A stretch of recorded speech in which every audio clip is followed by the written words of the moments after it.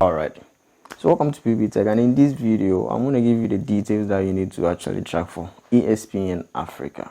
So ESPN Africa, if you want to get them or you have any pisky or the ESPN Africa, because it will come out as a Scrum channel unless you get any working software or a pisky to unlock it, to get access to it. So knowing how to track it will be the easiest thing that you can do, and then the next step is to find a way to unlock it. Alright, so you're gonna find them on the rotators at 16A or the 16 rotators at W2 on the 16 degrees east.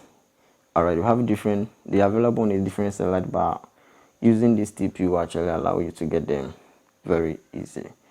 Alright, so the TP will be 11356 horizontal 45K, which is 450000, and you are good to go.